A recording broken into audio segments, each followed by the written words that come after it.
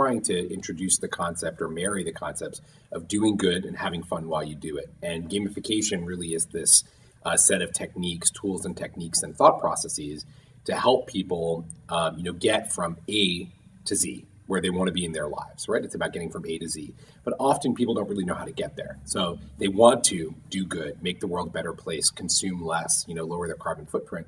But it's actually pretty difficult for the average person to see the whole arc of the story, how they get from where they are now, just average person, to being somebody who's done all of those things. And so gamification as this technique is very good at taking the complexity of a system, like how do I lower my carbon footprint, and breaking that down into achievable chunks that somebody can follow with positive reinforcement along the way that gets them through what we call a progression to mastery.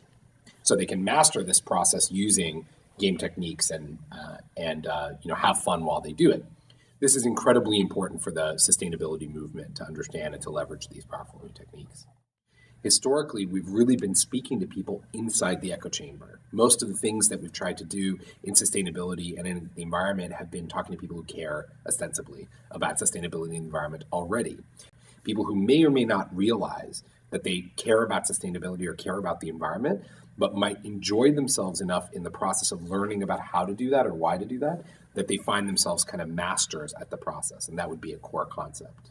Probably the most impactful uses of gamification and sustainability has been the Indash driving games that have become sort of de rigueur among hybrid and battery electric car manufacturers. So Nissan, Ford, Honda, and Toyota are all now, when they launch a hybrid or battery electric car, put a sort of game in the dashboard. And typically the game takes the form of what we think of as a virtual pets game or Tamagotchi, where something grows as you drive better and withers and dies as you drive more poorly. And better in this case is ecologically. So in the Ford example, in the Ford Fusion and Focus example, they have like a little green plant that grows more lush and rich as you drive and withers if you don't drive well. In the Nissan Leaf plug-in electric example, they have a Facebook-connected social game in which you compare your driving skill against other people. This is a really good example of kind of gamification that happened without regulatory pressure and without sort of consortia pressure. It wasn't people getting together. The car manufacturers did not get together and say, oh, let's make some games to improve people's driving behavior and make the world a better place. They built these games to reinforce the core value proposition of the car itself. Consider, if you buy a hybrid car, mostly out of the motivation to save money or do better for the environment, unless there's a feedback mechanism in the dashboard, you don't really know how well you're doing. You have no idea how much of the environment you're saving and whether or not you're driving well. So the design's concept was really, how do we make a fun, engaging experience to help people learn how to drive better and also to get positive feedback that can be viral about the experience of driving a hybrid car or electric vehicle? It's a tremendously powerful concept and really meaningful for people trying to make change in the world. When we align people's intrinsic motivations with the extrinsic reward system, which is a core concept in gamification, we can create revenue and good in the world. So it's really what drives a user's motivation, what do we want, and how do we create alignment? That's at the heart of kind of designing gamification. So one really interesting example of that, the CEO, founder of Kiva, Premal Shah, was asked recently, who his greatest competitor is. And in answering that question, he said, Zynga, the makers of Farmville, Cityville, Frontierville, and these other social games.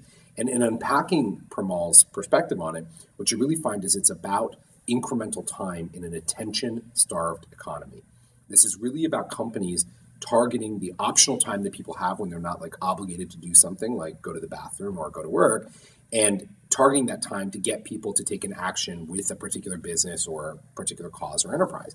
And we are all competing for people's attention in their optional time. There isn't a separate bucket of volunteerism and a separate bucket of book reading and a separate bucket of television. We used to think those things were totally separate. They're not at all. This is all about incremental time and attention for users and getting that attention.